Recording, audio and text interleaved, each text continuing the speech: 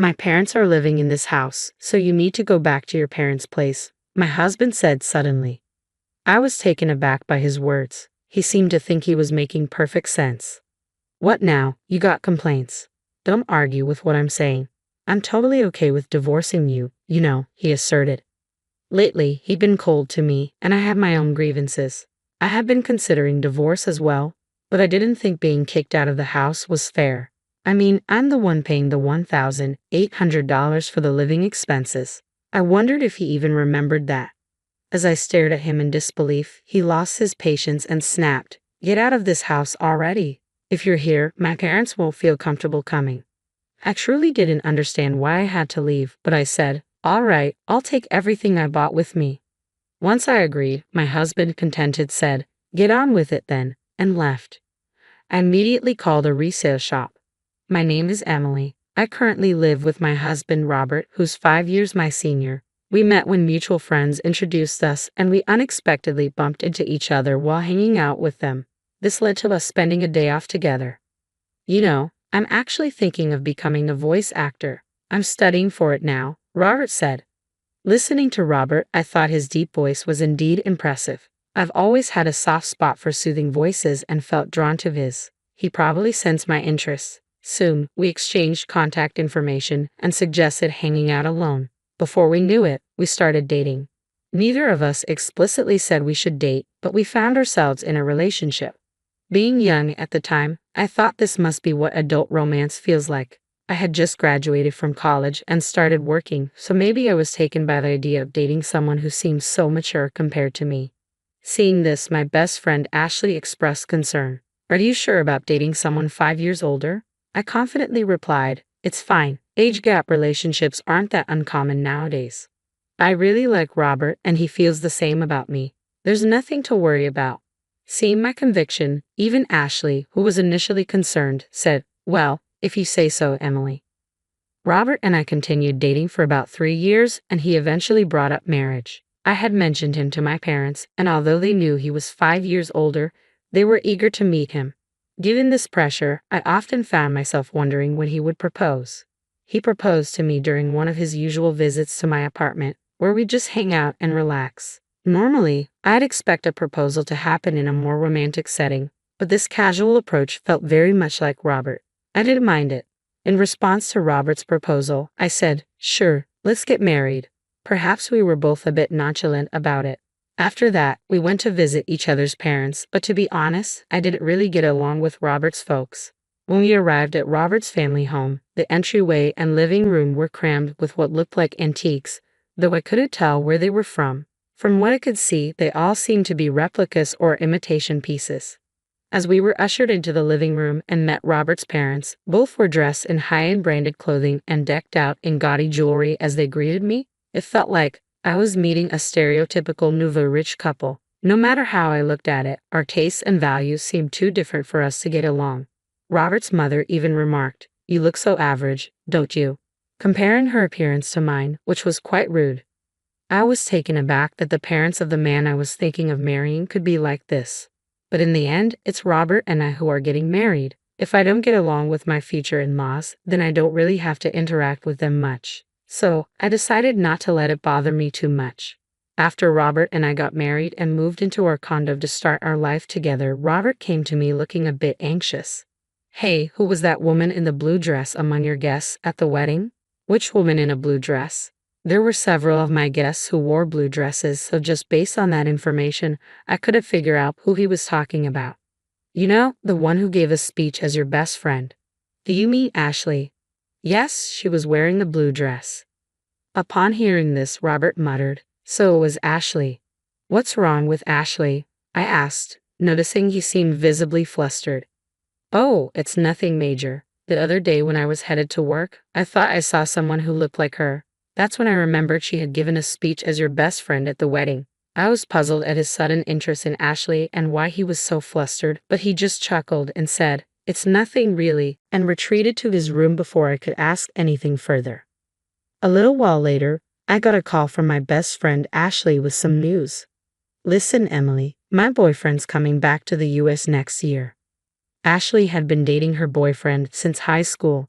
They'd known each other since elementary school, but he had moved away middle school. Since then, they had been writing letters to each other. By the time they got to high school, they were reunited, and that's when he confessed to her. I always felt content listening to Ashley's bittersweet love stories. I always enjoyed hearing about her love adventures. Her boyfriend, after working for a few years at his company, got transferred to an international branch and had been away from the US for some time. Despite the distance, their communication never faltered, and they remained a close-knit couple. Do you think he might propose once he's back, and then you guys will get married? Oh, Emily, you're always so quick to jump to conclusions. Just make sure to invite me to the wedding. I promise I'll give a heartwarming speech. Of course, after that touching speech you gave at your wedding, I'll definitely need you to do the same for mine. Don't set the bar too high. We shared a laugh over our tea. We could talk about anything and everything, completely trusting one another. If one of us had a problem, the other would be there, always ready to offer a shoulder to lean on. It was around this time that I started noticing Robert coming home later and later. Working late again today. Yeah? You think I shouldn't work or something? Even after getting married, Robert held on to his dream of becoming a voice actor. While studying for that career, he couldn't quite see the results and had to work part-time jobs to make ends meet. Yet all the money Robert made from his part-time jobs went straight to his voice acting classes, so I had to cover all our living expenses. That's why we couldn't really save up a shared savings. After a while of being married, I realized Robert wasn't willing to give up on his dream for the sake of our family. I kept wondering if part-timers really had to work so much overtime. Robert's daily late nights added to my worries. Hey, haven't you been working too much lately? They shouldn't be making you do so much overtime, even if it's just a part-time job. I told you, I'm fine. More money is always better. Just keep your opinions to yourself.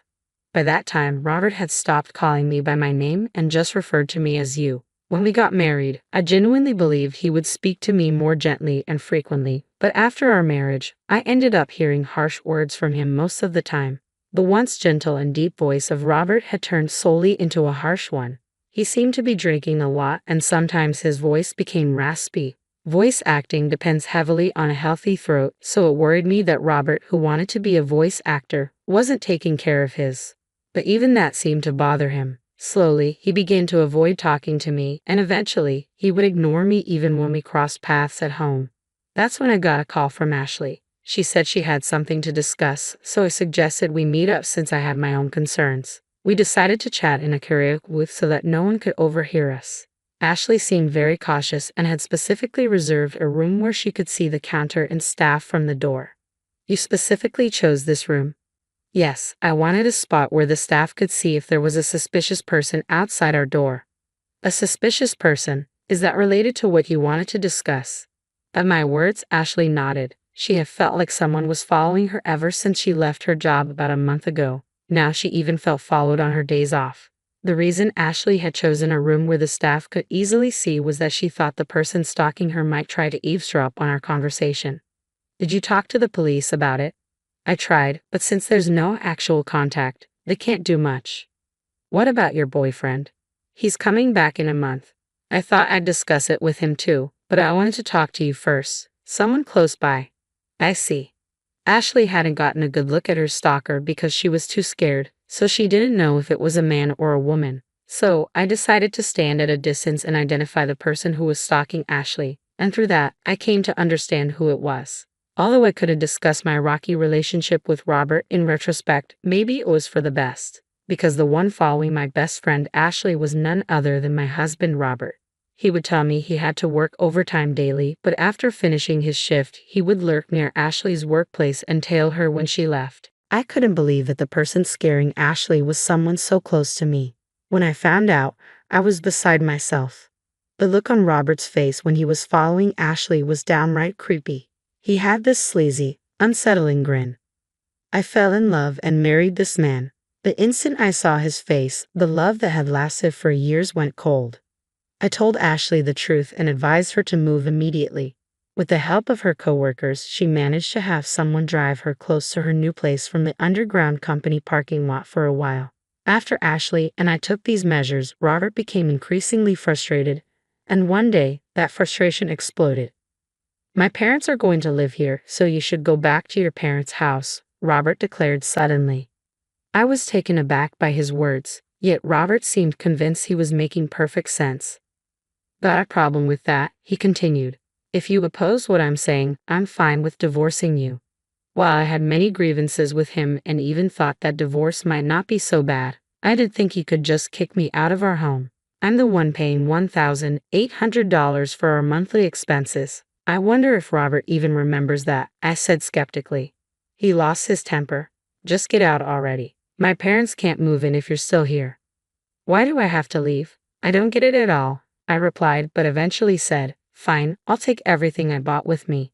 Seeing my agreement, Robert said, just hurry up, and walked away. I immediately contacted a local buyback service. The next day, they came to our apartment. At first, Robert smirked, thinking I was moving out.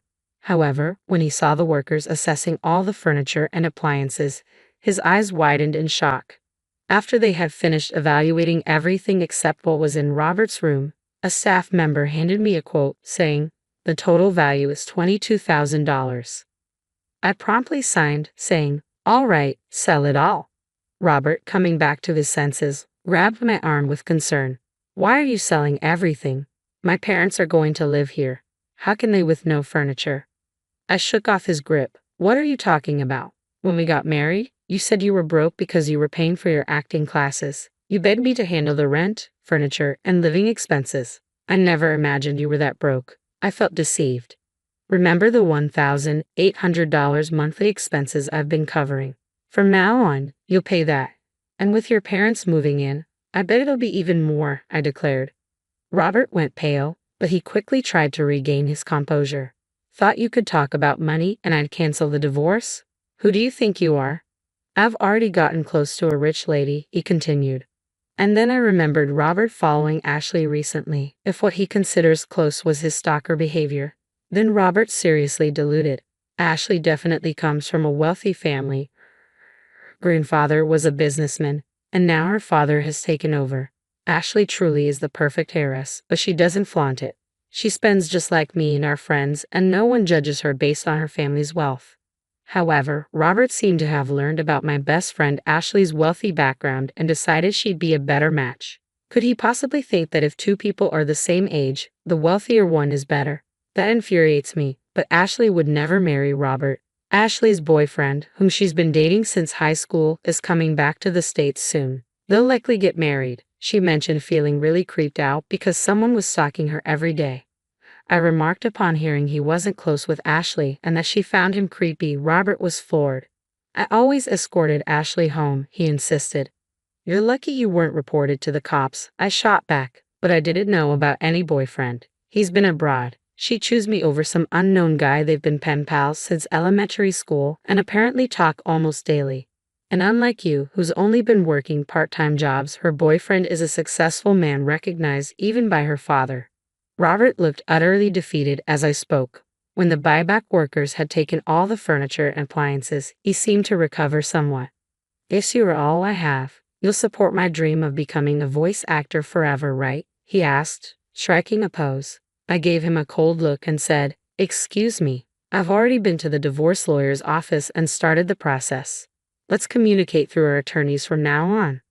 Robert, perhaps thinking I still had feelings for him, clung to my waist. Don't say things like that. How have we been getting along all this time? Getting along? When?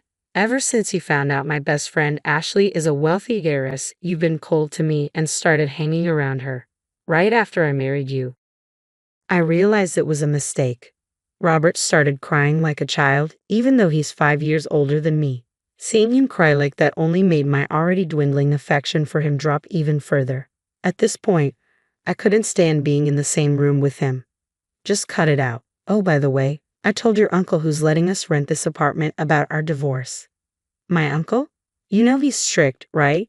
Well, I've been paying all the rent and living expenses until now. So when I told him you might not be able to afford it if I leave, he said he'd make you work for him.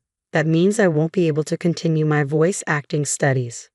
You hardly ever practice anyways. Maybe it's time to face reality. Anyway, if you come near Ashley again, I'll report you to the police immediately. Goodbye.